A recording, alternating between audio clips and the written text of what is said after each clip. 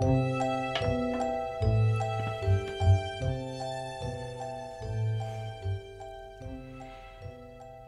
au nord du monde, au nord du nord, là où tout le monde croit qu'il n'y a plus que de la neige et de la glace, et bien encore plus loin, il y a le pays des enfants. On l'appelle le pays des hautes murailles, parce qu'il est entouré d'un mur très haut et très large.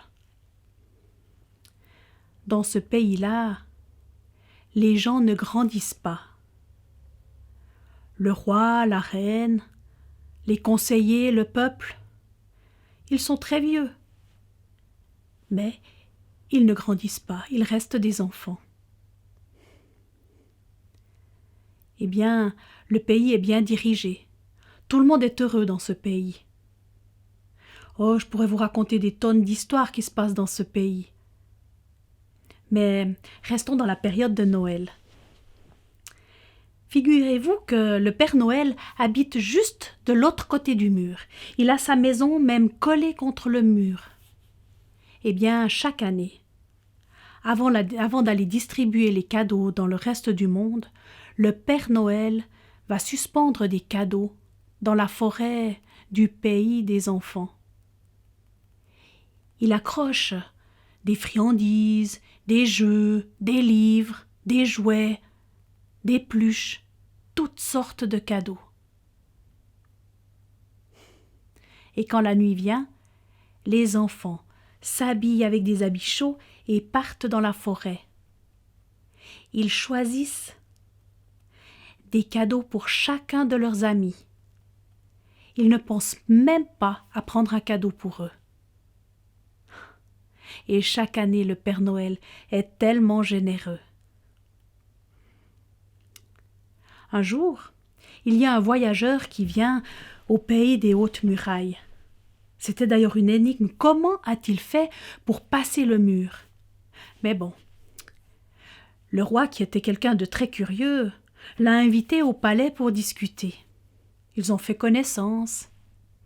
Et puis, le voyageur a demandé comment vous faites à Noël. Alors le roi a expliqué que le Père Noël venait suspendre des cadeaux et que chacun choisissait des cadeaux pour ses amis. Le voyageur a dit « Et les gens ne pensent pas à prendre un cadeau pour eux ?» Eh bien non. Alors il a dit au roi « Mais alors ce serait tellement plus simple que chacun choisisse un cadeau pour lui. » Le roi a réfléchi. C'est vrai que parfois, rarement, mais parfois, il y avait quand même des petites déceptions. Alors, quelque temps plus tard, le roi a proclamé qu'au Noël suivant, chacun choisirait son propre cadeau. Ça n'a pas plu à Igo. Igo est un petit garçon qui a une sœur qui est handicapée. Elle ne peut pas sortir de la maison. Elle ne peut pas aller choisir elle-même son cadeau. Alors il a décidé de désobéir. Et quand la nuit est venue, le soir de Noël, Igo et ses amis se sont habillés et ils sont allés en direction de la forêt. Igo est allé dans un coin de forêt. Elle était tellement grande, cette forêt, qu'en fait, on ne se voyait pas les uns les autres, comme ça permettait de faire des surprises. Alors Igo était dans son coin. Il a choisi plein de cadeaux pour sa sœur, il a rempli ses bras de cadeaux, et quand il est reparti de la forêt, il est tombé sur ses copains. Ils n'avaient pas trouvé de cadeaux. Les copains ont dit « Mais les arbres étaient vides. T'as fait comment pour trouver des cadeaux, Igo ?» Alors Igo leur a dit qu'il était passé par là.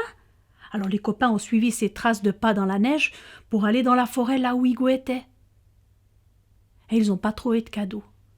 Ah, c'était un triste Noël cette année-là. Sauf pour la sœur de Igo.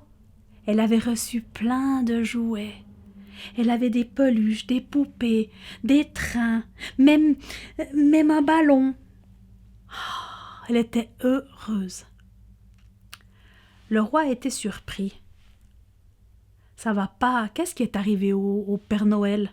Alors il a envoyé 2 conseillers pour discuter avec le Père Noël. C'était pas facile de sortir du pays des enfants. Il fallait d'abord franchir la muraille, et puis pour aller chez le Père Noël, il fallait en plus glisser dans la cheminée du Père Noël. Et le pire, c'est que le Père Noël, après Noël, il a tellement travaillé, il est fatigué, il dort. Les deux conseillers ont dû réveiller le Père Noël. Alors le Père Noël, il a ouvert un œil. Qu'est-ce qui me vaut votre visite? Alors les deux conseillers lui ont dit: mais qu'est-ce qui vous arrive, Père Noël? Vous êtes malade? Vous avez oublié de nous apporter des cadeaux? Le Père Noël s'est frotté l'œil et il a dit: Hé Higo, il a trouvé des cadeaux pour sa sœur? Ma foi, les conseillers ont dû l'admettre. Oui, Higo, il a trouvé des cadeaux. Alors le Père Noël a dit: les cadeaux ne sont pas faits pour être gardés. Les cadeaux sont faits pour être donnés. Vous savez, les voyageurs ne sont pas toujours sages.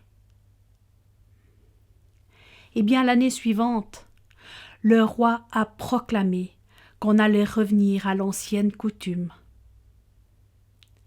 Et pour pas oublier cette histoire, on l'a écrite dans un grand livre.